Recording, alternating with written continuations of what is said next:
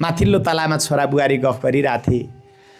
तल आमा बसेर बत्ती काटिराख्नु भएको थियो। बत्ती काट्दा काट्दै छोरा बुहारले गरेको कुराकानी आमाले तल स्पष्ट सुनिरहनु भएको हुन्छ। कुराकानी कस्तो थियो हेर्नुहोस् है। बुहारीले छोरालाई भन्छन्, तिम्री आमा सधैँ घरमा बसिरहँदा मैले बाहिरको संसार हेर्न पाइनँ, बाहिरको संसार देख्न पाइनँ। म सधैँ तिम्रो आमालाई कुरेर बसिराख्ने, मैले जीवन जिउनु पर्दैन।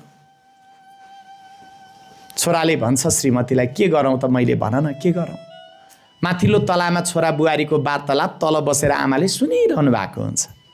छोराले भन्छ, भन न त मैले के गरौँ। अनि बुहारीले भन्छन्, केही वर्ष तपाईँको आमालाई वृद्धाश्रममा लगेर राखिदिए हुन्न भने। केही वर्ष तपाईँको आमालाई वृद्धाश्रममा लगेर राखिदिए हुन्न। श्रीमतीको कुरा सुनेपछि छोरा एकछिन अलिक चर्को आवाजमा बोल्छ, के कुरा गरेको तिमीले यस्तो?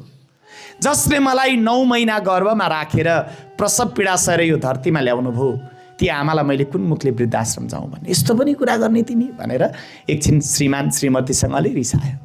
छोरा बुहारीसँग अलि चर्को आवाजमा बोलेको तल आमाले सुनिरहनु भएको छ। त्यो सुन्ने बित्तिकै बुहारीले भन्छन्, त्यसो हो भने घर व्यवहार सम्हाल्नु, छोराछोरी सम्हाल्नु, म हिँडे। बुहारीले त्यसो भनेको सुन्ने बित्तिकै छोराले भन्छ, तिमी आवेगमा नआऊ न प्रिय, आवेगमा नआऊ, ठिकै छ नि। म आमाको मुड हेरेर आमासँग कुरा गरौँला। यस्तै मङ्सिर पुसको जाडो महिना थियो। आमा भोलिपल्ट पिँढीमा बसेर घाम तापेर बत्ती काटिराख्नु भएको हुन्छ। छोरा आमाको नजिकै जान्छ अनि आमाको हात सुमसुम्याउन थाल्छ। आमालाई राम्रोसँग थाहा छ छोरो किन नजिक आएको छ।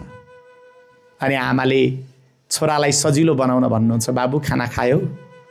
छोराले भन्छ, मैले खाएँ आमा। आमाले नै सजिलो बनाइदिनुहुन्छ, बाबु तिमी र बुहारी सधैँ चर्को चर्को बोलेको सुन्छु आजकल म। के तिमीहरूलाई केही आर्थिक समस्या छ? यदि तिमीहरूलाई आर्थिक समस्या परेको छ भने मेरा केही गहना पातहरू छन्, त्यसलाई लगेर बेच, समस्याको समाधान गर बाबु। छोराले भन्छ, त्यसो होइन नि आमा, त्यसो होइन। आमाले भन्छ, कसो हो त बाबु, कसो हो भन न। छोराले भन्छ, आमा तपाईँ सधैँ घरमा बसिरहँदा बुहारीले बाहिरको संसार देख्न पाइन भनेकी छन्। हुन पनि हो आमा, मेरो मात्रै कमाइले घर व्यवहार चलाउन गाह्रो छ। छोराछोरीको फी महँगो छ, घर भाडा पनि महँगो छ, यस्तै घर व्यवहार चलाउन गाह्रै परिरहेछ आमा।